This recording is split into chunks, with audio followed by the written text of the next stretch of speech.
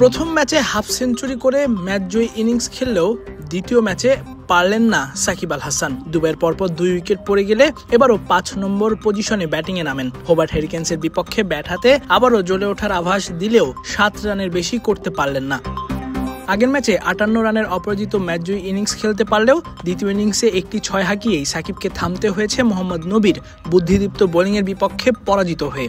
যদিও নবীকে ঠিকই বিশাল এক 6 হাঁকিয়েছেন, এরপরই আউট হয়েছেন। এবারও বড় শট খেলতে গিয়ে ক্যাচ তুলে দিয়ে ফেরার আগে সাকিবের নামের পাশে 10 বলে 7 রান। আর সাকিব আউটের সঙ্গে দুবাইও ধুঁকছে ব্যাট হাতে বড় সংগ্রহ করতে।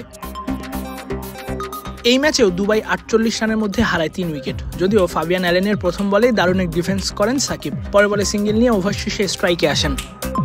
পরের ওভারে মোহাম্মদ নবীকে বোলিংয়ে পেয়ে সাকিব প্রথম 3 বলে কিছুটা অস্বস্তি বোধ করেন। নিজের ওপর কিছুটা রাগও ঝাড়তে দেখা যায়, কিন্তু 4 নম্বর বলে কোনো ছাড় দেননি, হাঁকান বিশাল এক 6। নবীর বল স্লটে পেয়ে হাডু গেড়ে স্লগ সুইপে এমন 6-এ নবীও কিছুটা হতাশায় ভোগেন। যদিও সেই হতাশা বেশিক্ষণ স্থায়ী হয়নি।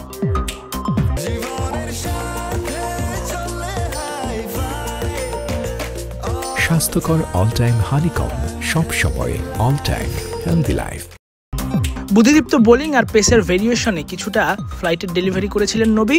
বলটাও ছিল অনেকটা বাইরে এবং পিচ করেছিল দূরে। আর এমন ডেলিভারি পেয়ে সাকিবও হয়তো ভেবেছিলেন কাভারের ওপর দিয়ে উড়িয়ে মারবেন, কিন্তু এক্সট্রা কাভারের ওপর দিয়ে উড়িয়ে মারতে গিয়ে ডিপ মিড অফে ক্যাচ আউট হয়ে যান। 10 বলে 7 রানেই থামে দ্বিতীয় ম্যাচে সাকিবের ব্যাটিং।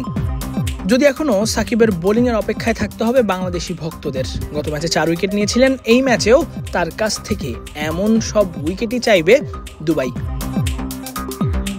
তাসফিক পলক, ক্রিক ফ্রেন্জি।